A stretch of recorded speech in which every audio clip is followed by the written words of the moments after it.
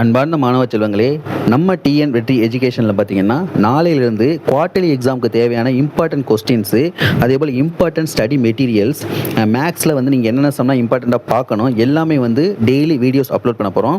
So நம்ம சேனலில் எல்லாருமே வந்து சப்ஸ்கிரைப் பண்ணிக்கோங்க, உங்கள் ஃப்ரெண்ட்ஸுக்கும் ஷேர் பண்ணுங்கள், சப்போர்ட் பண்ணுங்கள். ஓகே, இன்றைக்கி நம்ம பார்க்க போகிறது ஃபஸ்ட் மிட்டம் எக்ஸாமோட சோசியல் சயின்ஸ் கொஸ்டின் 2026 ஏன்னா ஒரு சில டிஸ்ட்ரிக்டில் பார்த்தீங்கன்னா நாளைக்கு தான் சோசியல் சயின்ஸ் எக்ஸாம் நடக்க போகுது. ஸோ நீங்கள் இந்த கொஸ்டினை பார்த்துக்கிட்டீங்கன்னா உங்களுக்கு வந்து ரொம்பவே கொஞ்சம் ஈஸியாக இருக்கும். ஸோ ஃபஸ்ட் நம்ம தமிழ் மீடியம் பார்ப்போம். இதில் பார்த்தீங்கன்னா ஃபஸ்ட்டு 7 ஒன் வேர்டு கேட்டிருக்காங்க. ஒன் வேர்டுக்குள்ள ஆன்சர் உங்களுக்கு தெரியல அப்படின்னா கமெண்ட் பண்ணுங்கள், கண்டிப்பாக நான் ரிப்ளை பண்ணுறேன்.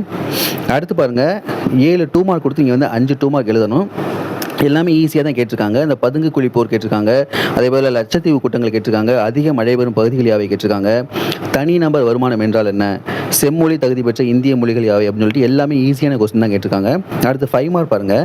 ஃபஸ்ட்டு பார்த்தீங்கன்னா பன்னாட்டு சங்கத்தின் பணிகளை மதிப்பிடுக, அதுக்கடுத்து வேறுபடுத்தவும் காரணம் கூறுவ கேட்டிருக்காங்க, அதுக்கடுத்து தீபகற்ப ஆறுகள் பற்றி எழுதுகன்னு கேட்டிருக்காங்க, அதுக்கடுத்து தென்மேற்கு பருவக்காட்சி கேட்டிருக்காங்க, நெக்ஸ்ட்டு இந்திய அரசியல் அமைப்பின் சிறப்பு கூறுகளை விளக்குக, அடுத்து நாட்டு வருமானத்தை கணக்கிடுவதற்கு தொடர்புடைய பல்வேறு கருத்துக்களை விவரி, அதுக்கடுத்து காலக்கோடு கேட்டிருக்காங்க 1900 1920 வரைக்கும். அதுக்கடுத்து பாருங்கள், வேர்ல்டு மேப் வந்து ஒரு 5 பேஜ் கொடுத்து கேட்டிருக்காங்க, அது வந்து உங்களுக்கு கம்பல்சரி. அடுத்து நெக்ஸ்ட்டு பார்த்தீங்கன்னா 8 மார்க்கில் 6 பிளேஸ் கொடுத்துருக்காங்க, உங்களுக்கு 8 மார்க் கொடுத்துருக்காங்க. எல்லாமே வந்து நீங்கள் இந்தியா மேப்பில் குறிக்கணும். ஓகே, நெக்ஸ்ட்டு இங்கிலீஷ் மீடியம் பார்ப்போம். ஸோ இங்கிலீஷ் மீடியம் பார்த்தீங்கன்னா ஃபஸ்ட்டு இதில் அதே போல் 7 ஒன் வேர்டு கேட்டிருக்காங்க.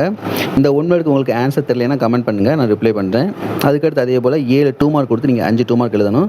ஸோ ஃபஸ்ட்டு கொஸ்டின் பாருங்கள், what you know of trench warfare, அதுக்கு define all imperialism, next Deccan plateau கேட்டிருக்காங்க, அதுக்கடுத்து list the factors affecting climate of India, next what is constitution, next what is per capita income, last பார்த்தீங்கன்னா right any 2 positive impact of globalisation. So இதை வந்து எல்லாமே வந்து ஈஸியாக தான் கேட்டிருக்காங்க. அடுத்து 5 மார்க் பாருங்கள், 5 மார்க் எழுதணும். ஃபஸ்ட்டு 5 மார்க் பார்த்தீங்கன்னா fill in the blanks கேட்டிருக்காங்க. அதுக்கடுத்து ரெண்டாவது பார்த்தீங்கன்னா main causes of the first world war. அடுத்து நெக்ஸ்ட் 17 பார்த்தீங்கன்னா divisions of the northern mountains and its importance to India.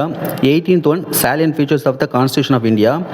19th one வந்து ஜிடிபி பற்றி கேட்டிருக்காங்க. அடுத்து 20 பார்த்தீங்கன்னா டைம்லைன் கேட்டிருக்காங்க, 1900 1920 வரைக்கும். அதுக்கடுத்து வேர்ல்டு மேப்பில் வந்து நீங்கள் மார்க் பண்ணணும், அது வந்து கம்பல்சரி. நெக்ஸ்ட்டு பார்த்தீங்கன்னா 2 4 மார்க் கேட்டிருக்காங்க. ஒரு 4 மார்க் வந்து 2 கொஸ்டின் கொடுத்து எதிராக சாய்ஸ் கேட்டிருக்காங்க. அடுத்து பார்த்தீங்கன்னா உங்களுக்கு மேப் கேட்டிருக்காங்க.